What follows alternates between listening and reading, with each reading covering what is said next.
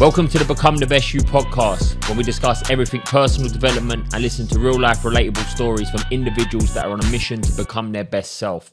So, welcome to the pod, brother. Appreciate being here, man. Mate, it's been a good few months that we've worked together, and I wanted to dive on today just to dive in a little bit, not about what we've done personally, but also, you know, about your own personal experience and journey and ups and downs that you've had, because we've touched base on a lot of them and quite intrigued to understand a little bit more, right? Get deeper. I always like diving back with the people on the podcast and trying to like highlight the journey of like where you was to where you are now, right? And I'd like to dive into sort of like what your 20s were like for you. if you don't mind, bro. Straight into it. If you don't mind, just in a little highlight, like even just diving into sort of like, you know, we know that you're a business owner now, right? And we can dive into the depths of that. But like, was you always, you know, entrepreneurial? Did you leave school with that diving into business? How did it start for you? School didn't finish. No, school didn't finish, man. If I look back at it from the early years, primary school to secondary, I'll give myself props for this. I was pretty clever when it comes to things academically. But then once you got into that 15, 16-year-old mode, the bad boy attitude, getting in with the wrong people. Don't get me wrong, some of those people are still my pals to this day and we've been mates ever since.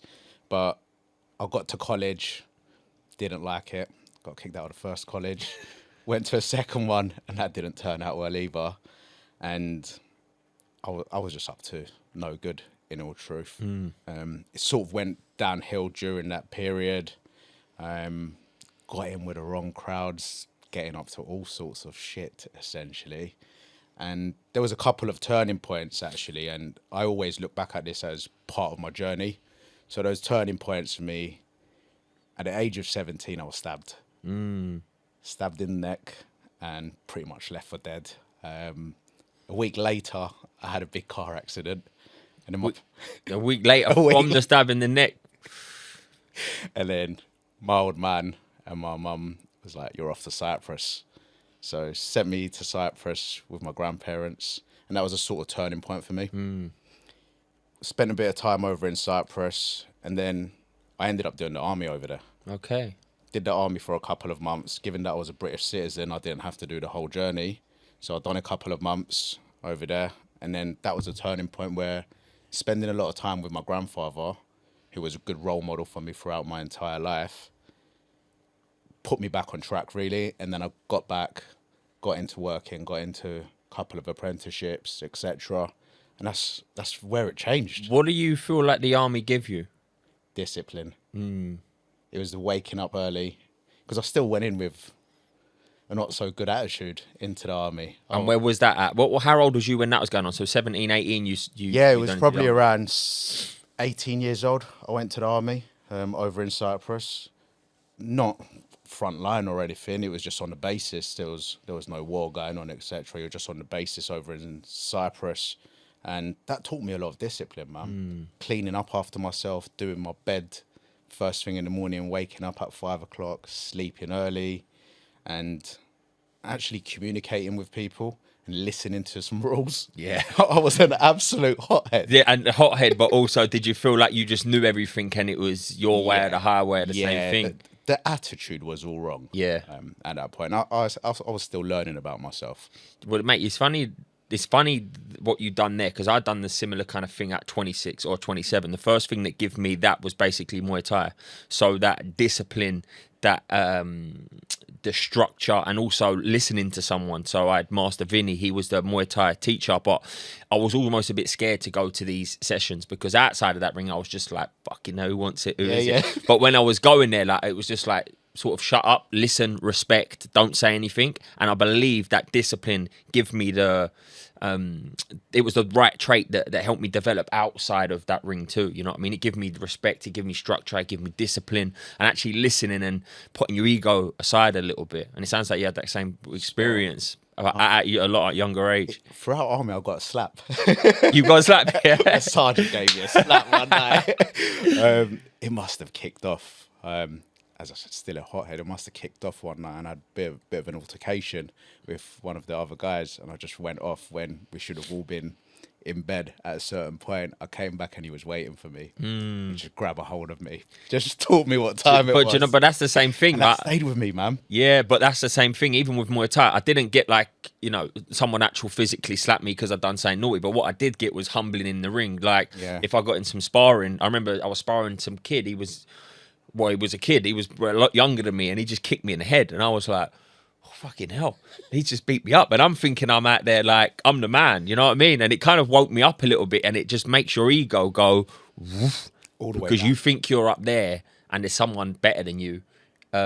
Or more authority or higher than you, and it kind of humbles your own ego, right? Exactly that, man. And that's what Muay Thai done for me. Even like what you're touching base on there when it comes to making your bed and that.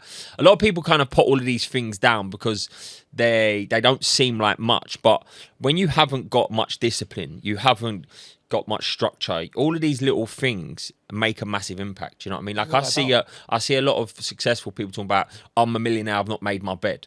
And like, I don't correlate the two things, if I'm honest with you. Like, you want to be a millionaire, earn money, but to learn better traits, do the things that you're saying. Like, I actually remember reading a book called Make Your Bed. And I'm quite neat anyway, but just like waking up in the morning and these little small accomplishments are good for you when you're someone that don't do anything. You know what I mean? Even down to your presentation, we had to be clean shaven every 2 days, no stubble. And that just teaches you to look after your appearance, shining your boots. Every day the boots have to be shined. All little humbling Just experiences, all little, right? little things that add up that you then use later on in life. Yeah, for sure. But it's mad though that so you got stabbed in the neck, and even you didn't really change after that. No.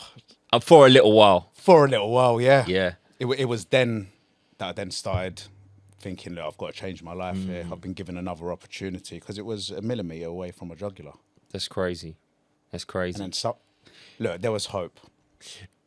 Do you feel like a lot of people have them moments in life, like them defining moments, but some people are not aware of them to change? Like, I always look at, there's probably a catalyst in everyone's life where something really bad does happen. Yours might be stabbed in the neck. Mine might be rock bottom. With my thing, someone might have a dangerous car crash, but they don't actually pay attention to the lesson and change. You know what I mean? Like, I know someone else that was going this way and he was doing all right, but then he had a bike accident and he's actually gone like completely this way, in the right way, but he realized that was like a wake-up call to push me that way. Does that make sense? And it could be several things throughout your life, because if I look back at it now,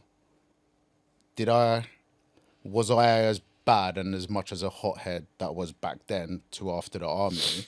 I still wasn't on a straight and narrow of deciding who I really am and what path I want for myself. Yes, there was key things that I learned from it that I don't want to be in that situation ever again. But then there was other key moments in my life where it's defined it to where I am now. Yeah, for sure. And I think everyone has them, but it's just being aware of them. Yeah. To know to change, right? Exactly. Key moment was probably Jordan signing out to me. But dive into that. But going back, so you've come back from the army. You're applying apprentices. You're doing certain jobs, and obviously, did you just jump into recruitment? How did you get yourself into that recruitment market? So recruitment come later on in time. Okay, that cool. was when I was about 25, 26. I started working for a company that designed and manufactured marine navigation systems. Mental. You've been through it all, brother. You ain't got time in that, but I weren't expecting that one. No, it's a bit of an odd one. Quite niche. Spent a few years there. I was doing the Turkey market and the Asian markets in their sales team. And then there was no level up. And that's where I started noticing how to earn money and what I've got to do.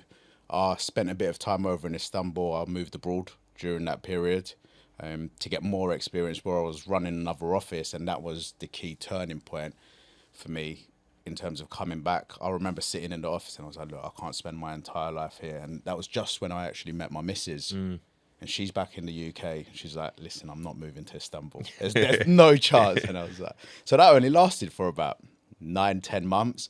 And when I come to the end point, I started looking at what could I apply the skills that I've gained in the last 5-6 years of coming back, working for this company. What can I apply it to? I like working with people. I'm good at sales. I want to be out. and be speaking continuously and evolving. And I want to make a fuck ton of money. So the first thing that was coming up back then was recruitment. So I got back to the UK, started applying, and that was around 2012, 2013 when I got back to the UK, and then got my first job in recruitment. So you've been at it In a the while city, then. yeah. Yeah. Bit of a bet. How long was you in the company that you was in before you decided to take off and do your own thing? I spent about 2.5 years with a very well-established company up in, where was it, in Holborn? Proper Wolf of Wall Street, sales floor, as you can imagine, no seats, power hours, get on the phone, minimum 3-4 hours on the phone, go. You enjoy it though? I learned a lot from it. Yeah, okay. I learned a lot from it. What's the biggest lesson you could have took away from that? Or you did take away from that? That I didn't want to take what was going on in there, the short-sightedness, the quick gains for your vested interest, because it was that sort of attitude. It taught me a lot. It gave me the foundations, but I wanted to build something completely different. When you say short-sighted, as in earn money for yourself very quickly. Yeah, earn money for yourself very quickly at whatever means sort of attitude. I saw a lot of that. We all know in the industry, there's a lot of mental shit going on. The Thursday nights out, Friday nights out. And it was a culture that was embedded in recruitment back then. And going into the second business, it was very similar. I left that business, then spent 5.5 years at another business where I had to set up a desk from scratch for IT contracts. And that went really well. That's where I started really seeing the money and seeing the success, and the hard work started paying off. But again, the environments were very similar. It was like boys' clubs. And I wanted to build something different. What got you into thinking long-term rather than short-term? Because that's such a unique perspective to start looking at things for people. Even these days, it's all about short-term gratification. How quick can I get money? How quick can I get that body? How quick can I achieve that goal? It's never about that long play, that long game. It's always, and I used to live off the short-term gratification. Yeah. Drink, drugs, party. Like, Spot it was all on. just like, give me it now, give me it now. Like, don't buy the designer clothes, even if I ain't got the money to design the clothes. Like, because I want to look rich. You know what I mean? Like, everyone wants it here now, and people still struggle with it. And I hear it all the time, and it frustrates people. They're not where they want to be yet, and because they're not where they want to be, they rush. They make bad decisions. They invest in the wrong things, or they They jump ship. They start something. Oh, this is not gonna. This is not working out. Next thing. What Snapchat that mindset at a young age to think, you know what, this is too quick. I want to build something that's gonna last. Look, I got into it to create freedom for myself, freedom for my family, be able to support, provide my family. And you quickly get caught up in that chase of go, spending the money. You talk about designer clothing. I look at my wardrobe now and there's some pieces and I'm like, why have I spent this money on this? I've worn it twice. Yeah. And what truly mattered was building a family for myself, getting married, settling down, having a kid, being able to support my mum, being able to support my wider family, my father, and being able to give back, but also building something that was sustainable for me long term as well, that was going to get me out of that environment. That is what I wanted to do. What's the difference between someone that says it and does it, though? Like, a lot of people, what you've just said, I want to be a great family man. I want to, if I have kids one day, make sure that they're set up for life. You know, I want to, if I've got kids now, make sure I give them everything. That's my purpose. That's my why. But they're saying it and living and doing it, right? Correct. This is a good question, man. Very, very good question. And it's not setting out goals. And I spent a lot of time doing that. I knew what the goals were. I knew what I wanted to achieve, but there was no clear plan and clear structure that I was living by on a day-to-day basis. Actually waking up, planning towards it. What am I going to achieve this month? What am I going to achieve by the end of the year? It was just all kept up here. It's all here, but Where is the action? And how are you breaking it down? And I think I was, but that's the trap with that too, right? Because I feel like in the past, even though I was in I didn't really know where I wanted to go, but in my head, I always thought like, I think one day it's gonna work out. Like, but that makes sense. Like, but lying to yourself, like, feels kind of good. Maybe I'll win the lottery one day, or maybe fucking this happens, or maybe someone is gonna come just help me do all of these things. You know what I mean? And I think that trap in people's mind actually keeps them thinking one day this is just gonna somehow sort it out. It doesn't unless they take action. You know what I mean? I feel like some people just live in their head and think that it might improve, it might get better, and they live in that trap and in that mindset, but nothing actually improves. But by thinking that it will, it gives them that little bit of hope and energy that it will, but it don't actually change until you actually change. And essentially, I was also trapped in the mind of, if I work hard enough, if I put all of these hours in, it's going to happen, it's going to happen. But how are you actually breaking it down is the most important part. Yeah, because there's nothing, and that's that. Do you know what? That's also frustrating too. Being the person that takes action, but you're taking the wrong action. Do you know what I mean? Like, there's nothing worse than if you look at a different thing. Going gym 6 days a week, meal prepping, doing all of the work, but your calories and macros might be wrong, or the way that your training's wrong. So you're fucking showing up every single day, putting all of the work, but because these little tweaks and the actual plan's wrong, you're going in one way and not actually getting the results that you want. That can be very frustrating. No, I did it for years. Monday to Friday, I'd be eating well. Friday night, Saturday night, Sunday, takeaways, drinking, and you just go back to square one on Monday morning. It's like, why is it not changing? Why is this not working? I've been training for years. Or doing the same thing and getting them fucking same results.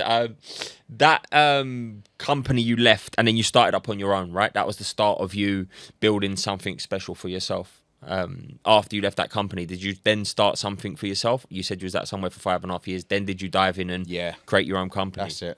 I co-founded a company. Yeah, that cool. was in 2020. How long was that company running for?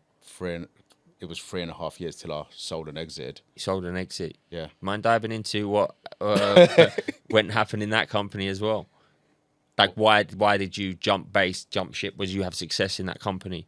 Yeah, the company did pretty well. We landed into a market that was booming at the time. So it was game development, working with developers that essentially create Xbox and PlayStation games that we all play to this day. So it was a very niche market, and it was a market during the COVID era, just like any other market. It was booming. Everyone was at home putting their money towards games, and all these studios were hiring like crazy. And we fell into it by chance. One thing led to another, and we noticed a shift where we were working in IT for a very long time. It was very transactional, whereas this market, people were really passionate about what they were doing, and there was a human side to it. People were making time for us. We were spending a lot of time speaking to people, and it wasn't transactional. So there was more relationship building. It was more of a journey. So we sort of fell in love with that as well. Within a couple of months, it went from 1 client to 5, 6, 7 clients. And we just started scaling at pace. We got to around 17 people. We had a little office in Liverpool Street, then moved into a bigger office, then another bigger office. Within a couple of years, grew the team at peak to about 17 people, and it was doing really well. Was reaping up the rewards of it for several years. Them jumps and them shifts going so rapidly and so quick. Was it excitement driving that? Was it fear driving that? Because some people have businesses for a long time, but they never push, they never expand, they never grow. You know what I mean? Did you think it's just gonna work out? Like, what's the mindset behind constantly leveling up, taking it to that next level? It was sheer excitement, man. Yeah, sheer excitement. There was months we were absolutely killing it, and we were questioning ourselves. There's that imposter syndrome as well. Like, fuck, how are we making all of this? We've proper landed on it. Don't get me wrong, we were working like crazy. There was no stopping. And we were switched on 24 hours, essentially, working on weekends. But then when the excitement comes as well, the enjoyment side, the enjoyment element as well, and we were going crazy at some points. Did you turn it into the Wolf of Wall Street? Nah, okay. Not at all. Okay. Not at all. So that's what I was against. My co-founder was against that as well. And when we used to go out for drinks on a Friday night, we'd have a couple of drinks and then leave everyone to it. I was married at that point with a 1-year-old. So Friday night, I'd have a couple of drinks, 7, 8 o'clock, I'm off. Don't get me wrong, there was some wild nights in the background, but within the team and what that environment was like, wanted to be role models to everyone because they were quite young. They were all first, second jobbers that were coming into the business.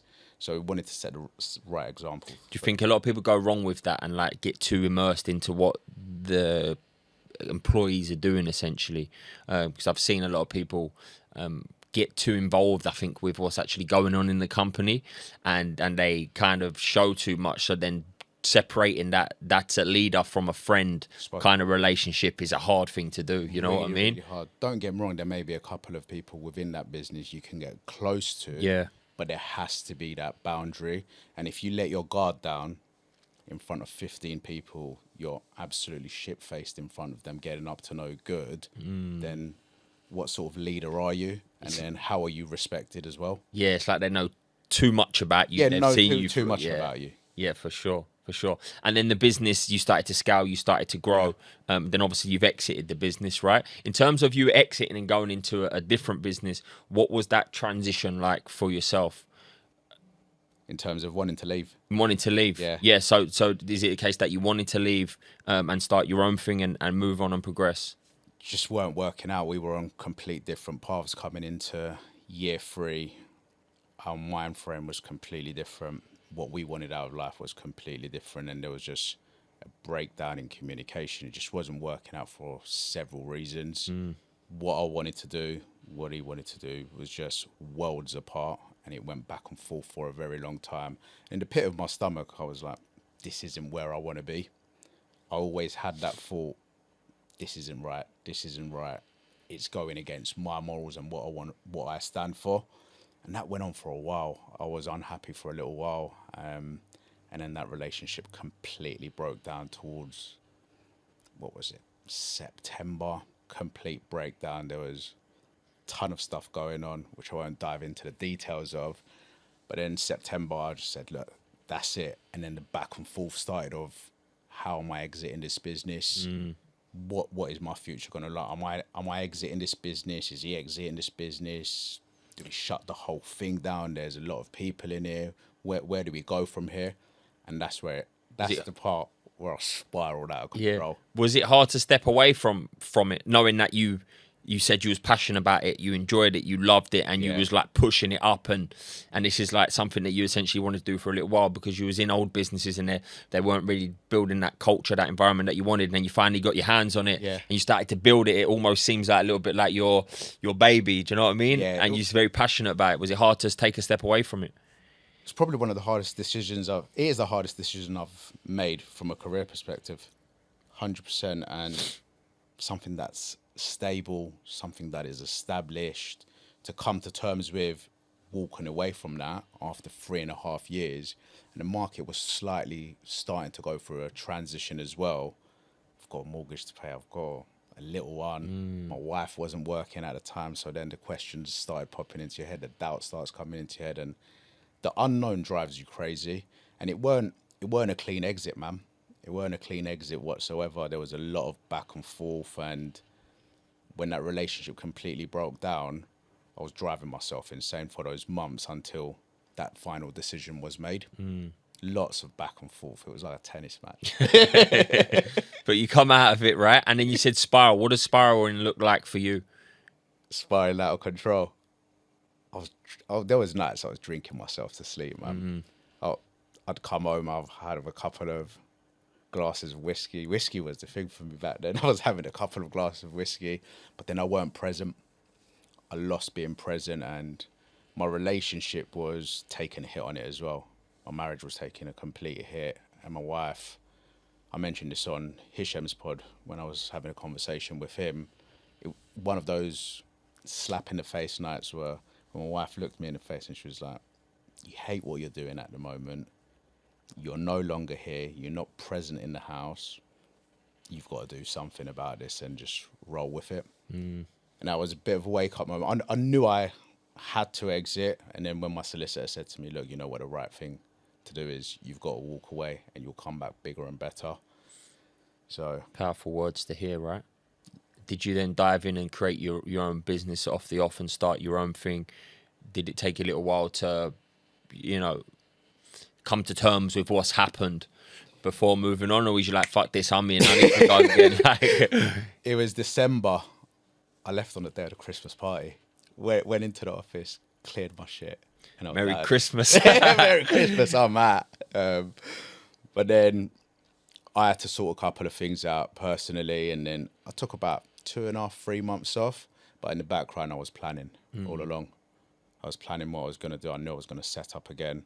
I left with a no non-compete as well, so I could do whatever I want, be in the same market, work with the same clients that I've been working with for several years, and I knew it'd be okay. So come March, it was game time. Let's roll. And the company that you do now, you've got your own long-term vision in place where you want to take it and what you want to do. And are you more excited about what you're doing now than what you was doing? 100%. Yeah. I've learned a lot.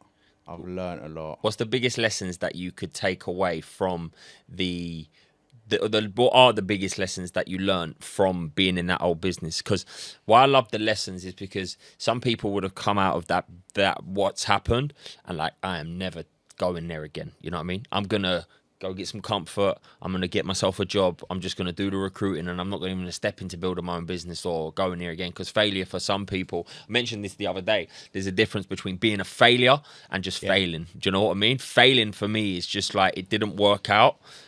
And you go and you try again, right? Being a failure is just like, it didn't work out and I'm stopping. Like, I'm just never going to try again. You know what I mean? What are some lessons you took away from that experience? That was part of my journey. Yeah. To bring me to where I was. Whatever's not meant to be is not meant to be. I'm a massive believer of that. Whatever I've got control of is my determination.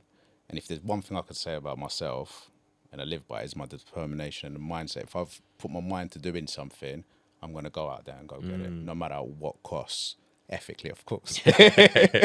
But lessons I learned from it: scaling too quickly, decisions that were made that I didn't believe in.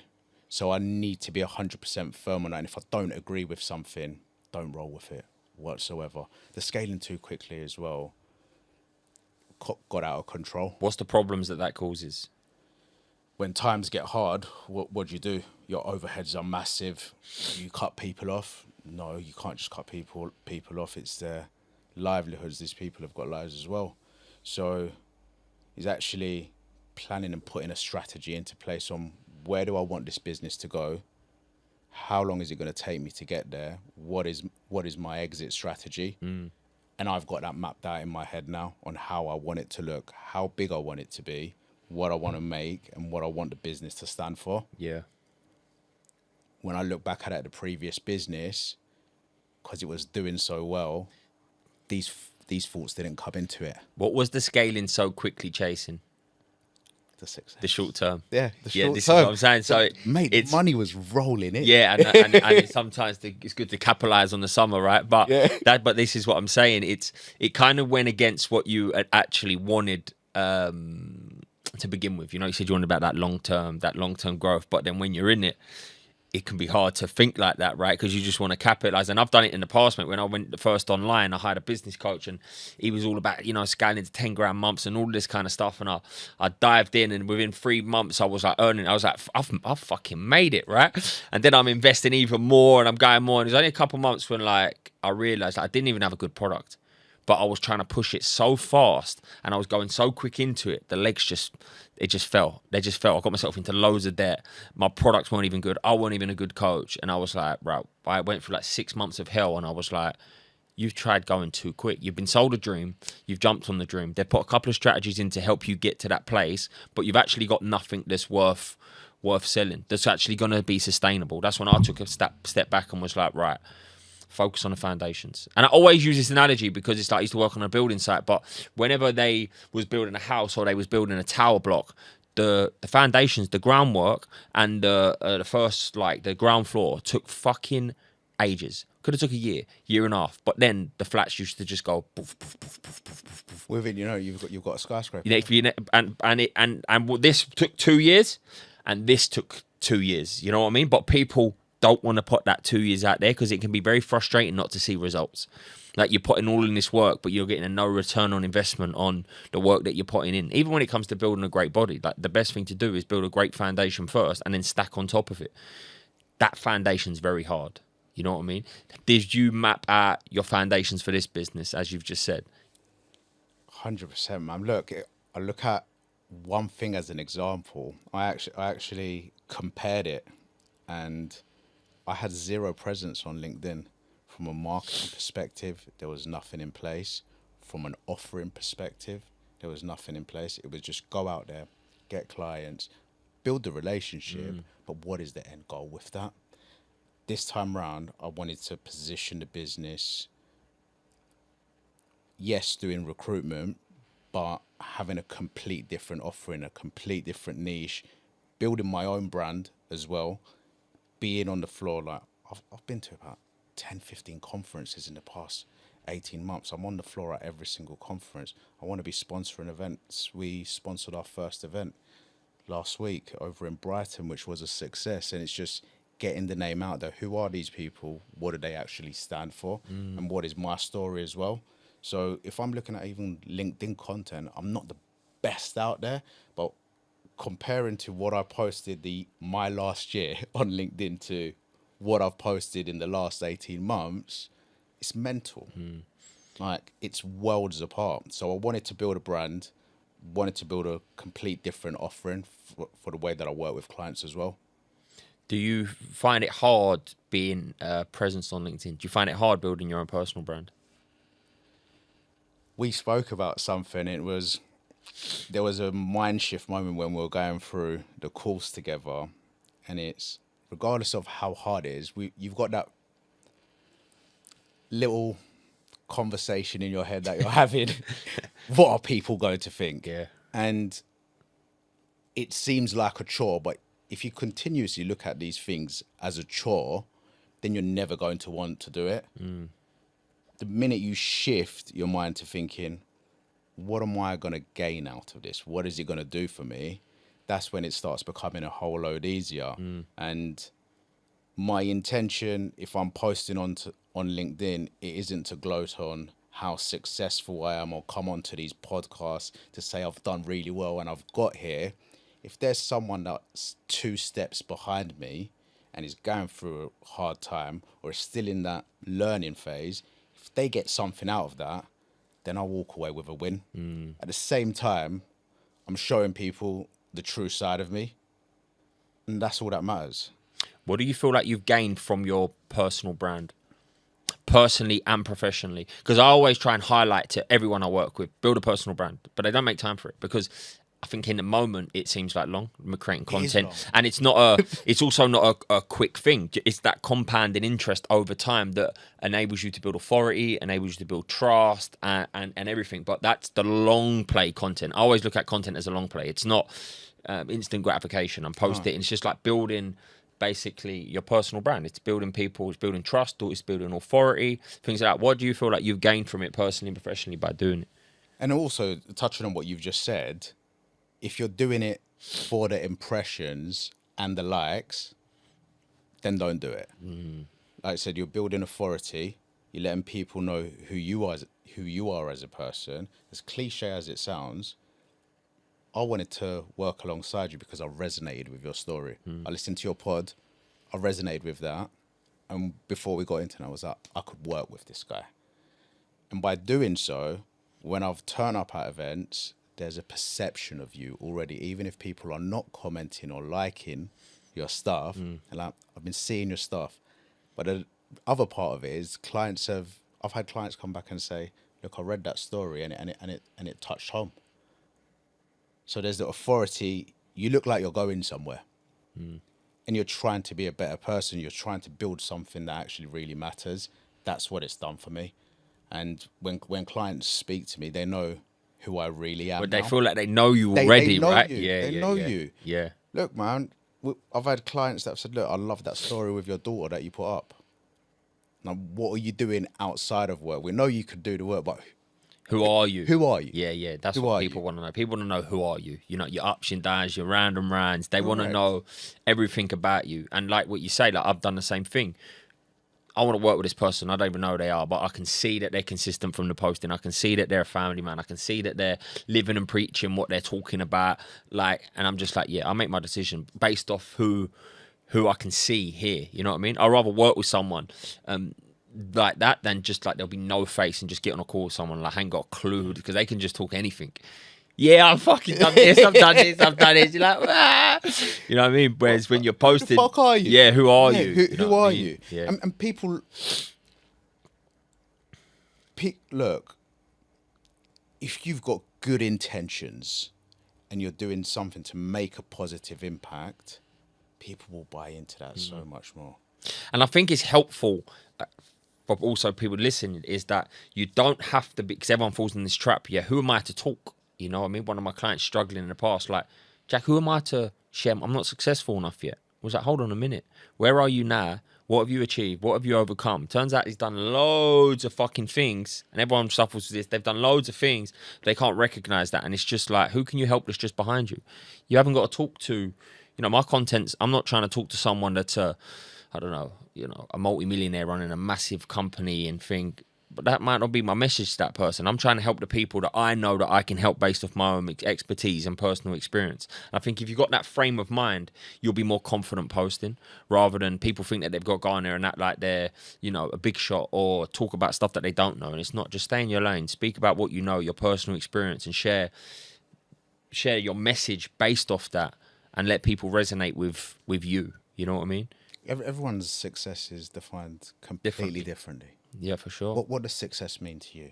What does it mean to you? This is one of the big defining questions in your in I've landed that myself segue in it. perfect. That was the big defining question for you, though, right? So when we worked together, if it was foot on foot down, working, grafting, and see the mindset that you was in when we started working together. That relentless pursuit, pushing forward. Do you feel like, I'm not saying that you're not relentlessly pushing forward now, you are, but do you feel like your mindset was in I've got to catch up for where I was, if that makes sense? Like, I was up here, I'm starting again, I need to go all in because I need to get myself back up here. Where was your mindset at when we first started working together, when it come to the, you know, the relentless pursuits of success?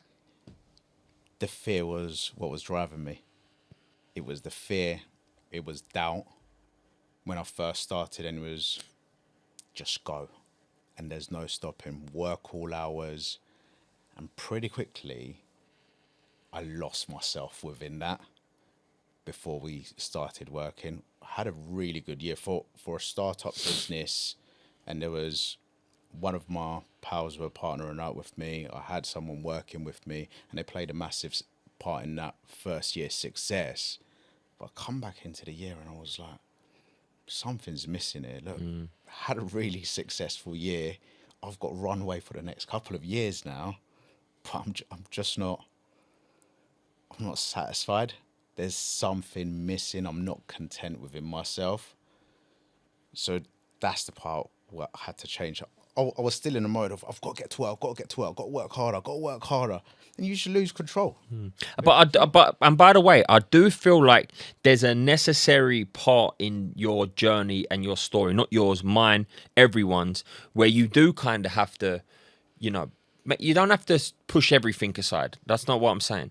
But you are going to maybe push certain things aside and just think that I only need to focus on work and nothing else kind of matters, right? It does, but putting in more hours than you probably would, you know, not sleeping as much as you probably would, you know, not spending time over there or with them friends or with that family meal or whatever it might be, because you're like, no, this is what I need to focus on. And I've been in that same mindset, right? And I feel like it got me to a place.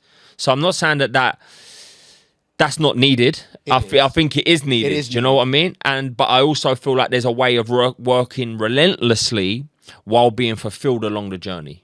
You know what I mean? Because I think initially, like yourself, I was chasing when I get there, or when this level happens, or when this money's earned, then I can I can then I can enjoy then I can it. enjoy it a Just little bit moving the more. goalposts But the next thing happens, continuously. and I'll tell you why that happens is because if that got you to there, in your mind's thinking, to get there, I need to do the same thing.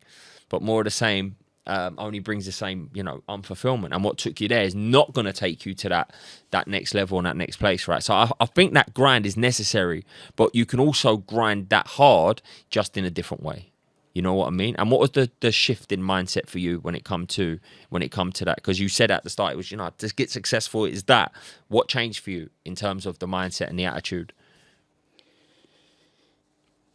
Are we bringing it back to why I started with you? Yeah, why we started, why we dived in, and why we started. Like you said, like you had the biggest year of your new business that you've just started up, yeah, and everything should feel like I'm fucking here. I've landed. I've arrived, but it didn't. I'm not enjoying myself. I'm not. Again, I weren't present with the family. I'm coming home and I'm taking calls as soon as I get in. It's about starting to divide things and going away when I've built this business to create freedom for my family, to create freedom for myself. But where is it? I'm questioning myself. So I was kind of lost at the beginning of the year. Where am I going with this? Look, it's gone well so far, but where am I going? What is my actual purpose here? And before meeting with you, I'd never written a purpose statement. Again, it was all up in my mind, but am I living by that on a daily basis? Am I making time for my missus? Am I making time for my daughter as much as I should be? And is what I'm doing fulfilling me? And the answer to that was no. I weren't fulfilled in what I was doing. What do you feel like 3 key things that we put in place or that you put in place that enabled you to feel more fulfilled and enjoy what you're doing, but enjoy your life as a whole? The structure, that's been massive for me. The journaling, waking up and having gratitude for the smallest things that matter the most to me. They may be the smallest things, but they matter so much to me. Could be the smallest thing. Of my example of this, my daughter woke up the other day and I was up. I just opened my journal, ready to write. It was around 6 a.m. in the morning. She come down with my wife and she hadn't seen me in the kitchen when I've opened the journal. She went, "Where's Bubba? Where's Bubba?" And she got a little bit frantic. And just that was the thing that I was grateful for that day. And it's recognizing those small moments. So the early wake ups now allow me to wake up, do my prayers every single morning, pray 5 times a day. That's always given me structure. And the meditation sets me for my day. We put that into place. The journaling and the planning, that's been key. But me waking up in the morning allows me to set myself up for the day, grounds me. But then I've got an hour to be present with my daughter. And that's made a massive difference in the household. Massive difference. And by having a happy home, you walk out of that house happy every single morning. You've already fulfilled a certain part of your day of walking out of that door. Now I'm set to. And what was it like before that? So Relentless. now it's getting up early, it's meditating, it's gratitude, it's doing habits that set you up, but then it's also spending some time with your daughter, these little moments that means big thing for you. What was it like before that? I'd wake up, I'd get ready, and I'd rush out the house. Rush out the house and just Like go I was to work. working for someone. Yeah. My wife questioned me a couple of times. She was like, "Who are you going to be late for?" I was like, "I need to get to work. I need to get to work." For who? And it's not even taking away. It's like the mindset and the attitude is great of how relentless you are with work. And that's not what we've not detached you from that. Even me, bro, I'm up early and I'm at my office desk to work for before 8 o'clock. I work in my own office. No one's there. And if I'm getting pulled for a minute, I'm like, I've got to get upstairs to get to work. I can't be doing this. So it's not about not having the mindset of the achievement and the things that you want to do, right? And I think, do you feel like this was a big belief that got broke? It was like just working hard is not going to give you the results that you want. Like you focusing on your personal development, focusing on your family, the things that you value, your purpose, and actually taking maybe a little bit less time off work to put into these areas. Do you feel like it's made you and your business grow and you more successful as a whole? Well, the first 3 months of the year was the roughest. And then the second quarter was like the second biggest quarter since starting it. It was miles apart. But I've put non-negotiables into place now. There's no calls from 5:30 till my daughter goes to sleep. That's just a non-negotiable for me. Unless it's something urgent and something's burning down, there's no calls during that time. That's my time with my family. I come in and need to be present. Another thing that another non-negotiable, make time for my wife. Just that 1 hour of us spending time together to grab some lunch on a weekly basis or have a coffee and talk about something outside of work has made a massive difference. But then the purpose as well of who I am and what I am and living by that on a daily basis. Another part of that was the reward structure as well that we put into place. So if I'm working this hard on a monthly basis, what am I doing to reward myself and speak positively to myself? Going into the gym when you don't want to go into the gym and saying, look, well done, man. Like, Yeah. you done all right today, and just praising yourself. But I think another key moment for me was that wins and evidence list. When you said, write down 100 things, start with 100 things. And you read back and you think, fucking hell. But these don't have to be materialistic things. No, for sure. Well, it's just recognition of how far you've Recognition, come as yeah. a person. Do you know what I mean? And this is one thing I've been reflecting on lately as well. It's like, if I actually look outside and I see me as, I didn't know me, but I would think like, what would I think of that person? You know what I mean? That's one way of looking at it. The other way is like, if I said to myself a year ago, I would be where I am today, things I've achieved, things I've overcome, whatever it may be, like, how would I feel? I'd be like, fucking hell, yeah, I'd be proud of that person and what that person's done. But because we don't recognize all of that, we're thinking that we need the next thing to feel that feeling. And I'm not saying I'm an expert at this, by the way. I'm still working on my own. Yeah. I'm still working on my own fucking relationship when it comes to, you know, that being proud of yourself, that recognizing yourself, the constant gratification. And because I'm always thinking it's that next thing, that's when I'm going to feel that feeling that I want to experience. You know what I mean? Dopamine hit. Yeah, you're just waiting for that next Yeah. thing, but it always goes on and on and on and on and on. And it's like, when do you ever arrive if you've not already arrived? yeah, You know what I mean? you need to see what's in front of you. Look around you for a moment. Take a couple of seconds a day and just look around you. Look at the house you're living in. Look at your family, your parents being alive, the food on the table when you It's wake such a up. hard perspective to grasp and get into, but if you can, you would see that everything that you've achieved or everything that you've ever wanted, you've done. But a lot of people don't recognize it, so they look at the next step or the next thing, thinking when I get there, that's when I can feel like I've made it. But really, a lot of us have made it already. And if you haven't made it, by the way, you're not where you want to be yet. That's also a good sign that you've not give up. So keep going and try and get to that place, you know what I mean? But that place is still not going to give you the fulfillment, gratitude, and feelings that you want unless you recognize it.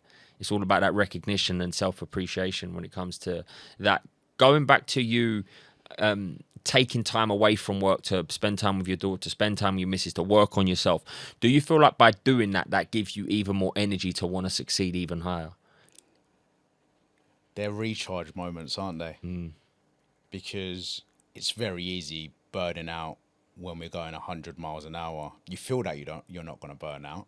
Your body's crying, your mind's crying, but those moments for me are recharge moments. Going away with my family when I want, go away on holiday with them, take a week out. The business ain't gonna go nowhere. It's not gonna fail because you've taken a week off, mate.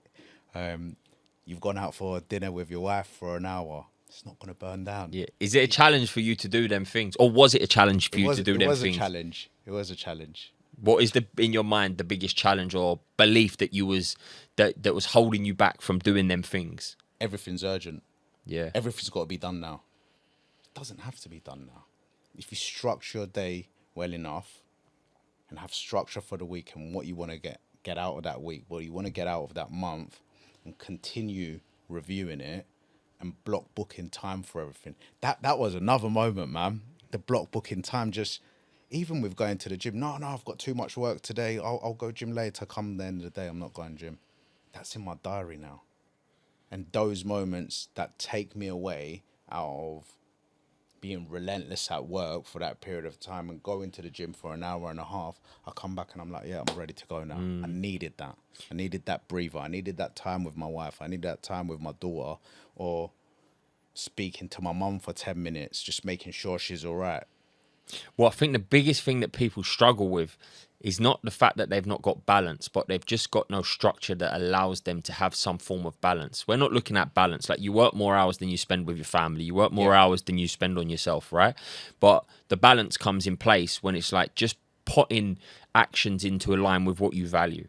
And if every week you're doing that, you feel balanced. You're not neglecting everything. When you've got no structure, no plan, no book time, you're just relentlessly working, but working towards nothing and wasting time and wasting energy and being very reactive rather than being proactive and blocking your time and being structured and being scheduled. And that's what a lot of people lack. And because they haven't got that, they're just waking up just like running through the motions and like, I ain't got time to see this or do that or do that or do that because all I can do is work, because work's going to make it. I haven't got the time. I haven't got the time. Yeah, I ain't got the time. You have got the time.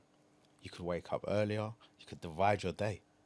And plan the week. That's, don't even have to plan the week. I don't. I have the goals for the week now, and I'm still on my journey. I'm still learning to get better at it. I plan the week, but then I plan things the night before. Review the day. What didn't I finish? What's important that I've got to get done the next day, for my personal life and for my professional life as well.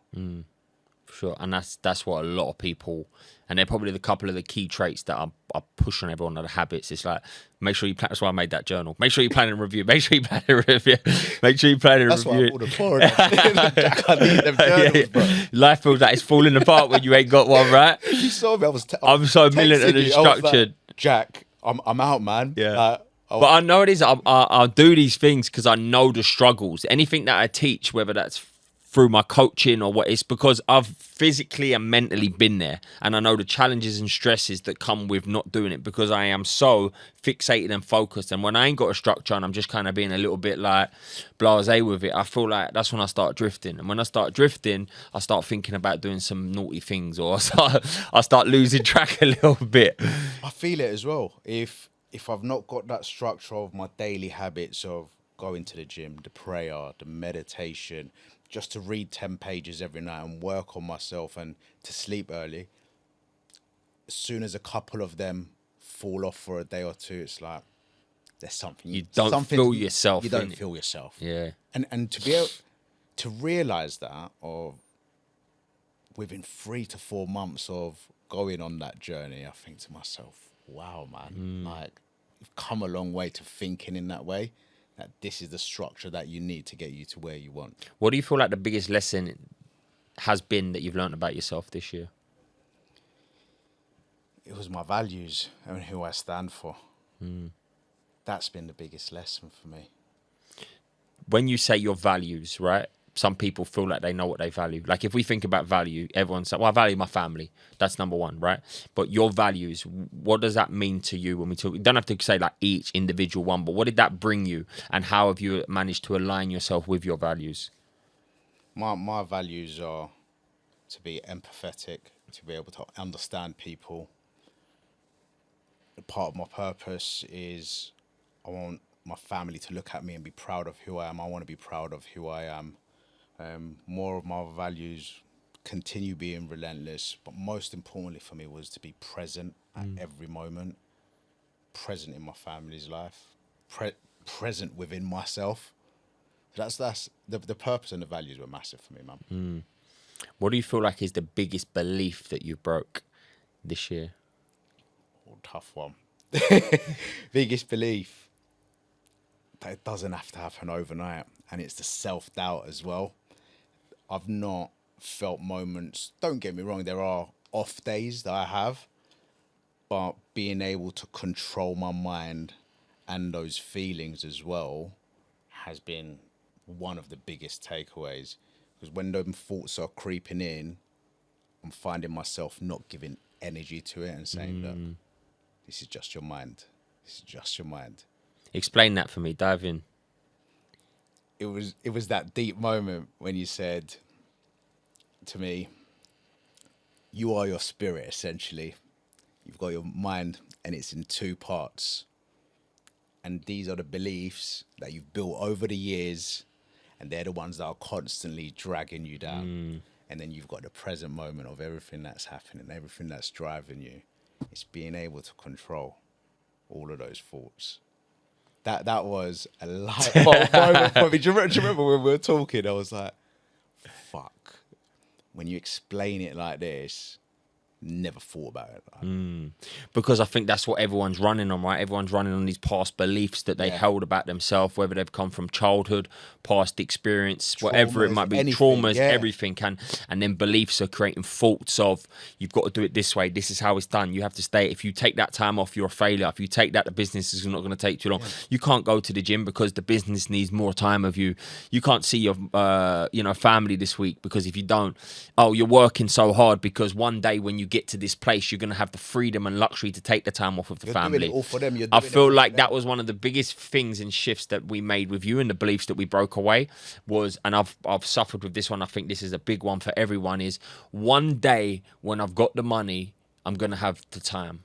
When I've been successful, when I've earned the multi-millions, when the business is up here, I'm going to have more time and freedom to spend with my family. And we're not saying that that's not going to be true, but that may well be true. But also when you get more busy, you earn more money, you're probably going to have maybe less time because there's more things for you to do. And if you're the type of person that loves to work, I don't think you're ever going to be as free as you think you want to be, right? Because you're going to want to do more work. But how can we create that life in small increments now so you enjoy the process and live as if you're already successful rather than waiting for success to live the life that you want? Because them lights can turn off at any moment. For sure. So what are you waiting for? Why are you waiting to live that? And I think that's everyone's pursuit to begin with, right? Correct. But you also, with those positive beliefs and living as if you've already got it and you're already there, you then start to attract those positive things. I believe to your that. life massively. And that just comes from doing it in small ways. Yeah. You know what I mean? Like saying we want to spend more time with our family and go to nice places. When we've got more money, we can take 2 weeks off and do it, I don't know, around the world. That right now for you might just be every 4 weeks or 5 weeks. I'm just going to have 2 days off with the family and travel, I don't know, to the Cotswolds or go away. Or does it make sense? Like you can create them freedom and that time that you want for yourself in the moment. And by doing so, it makes that... and I've really been focusing on this a lot lately because I'm like, if it's always about the outcome, but when I get to the outcome, I'm never fulfilled. So it must not be about the outcome then. How can I get that fulfillment enjoying the process? Enjoying the as process, much as enjoying the possible. moment. Yeah, enjoying the moment, enjoying the process, and enjoying becoming the person that achieves all of these things. I'm going through my own journey and experience with this at the moment, bro, and I keep battling myself with it. I'm finally, mate, listen, first and foremost, I thank you for everything that you've dived into today. The journey that you've been on before the program has been amazing to see, but also through the program, you've achieved a lot, you've overcome a lot, and just broke down a lot of beliefs that I felt that you held about yourself. And it wasn't it was quite, I would say, an easy transition for you. It's like these light bulb moments quick sunk in, and you wasn't the type of person to question them. You was the type of person to take action, and the more action you took, the more evidence you built, the more you believed in all that was being taught or all that you was applying. And it's been great to see you go through that transition from being who you was to where you are now, right? And the final thing I'd love to ask you, what does becoming the best you mean for you? Waking up and feeling content within myself, man. Waking up with a smile in my face. And then the most important thing for me is, if everything was to shut down now, would I be proud of myself? Did I give everything? And how would my family see me? How would my daughter look at me? How would my wife look at me? My mother look at me? And have I done the best that I can? Do you feel like you are? Do you feel like you was at the start of the year? Could you ask yourself that question and say, yeah? And then now? I'll answer that straight away. Start of the year? Nah. No, massively not. But now? But now, every day, try and improve that one little bit. And some days are harder than other days. Yesterday was a hard day for me. I was struggling with my brain. But did I give my all for that day? Did I do my best for my daughter? Did I call my mother on that day? Did I come home and was I present? And did I work as hard as I can? Did I turn up at the gym? So yeah, I did my best that day. I love that, man. It's such a powerful moment of realization, but also reflection. And I actually challenge everyone to do that. Like, and what you mean by that, and how I've looked at that question myself is, 5 years ago, if I was to look myself in the mirror and say, if it was all over tomorrow, listen, no one wants to go tomorrow, right? No. Are you proud of the man that you was up until this moment? I would have said no fucking chance. But if I look at myself now and say, am I proud? I don't want to leave tomorrow. I've got loads more to do. I don't want to leave people behind. I want to achieve so much more in my life. I'm excited about what's to come. But can I look at myself in this moment and say, did you do your best? Have you been giving it your all? And if the answer is yes, keep doing what you're doing. So you're obviously doing the right thing. You're moving in the right direction. If the answer is no, the challenge is to everyone listening is, what can you do? What do you need to do? Because I think deep down, we all want to be someone more. We all want to achieve more. We all think that we've got some potential to do more. But now it's just figuring out what that is for you. And what do you feel like you need to do next to make that change? Because the proof's in the pudding with you, brother. Great conversation.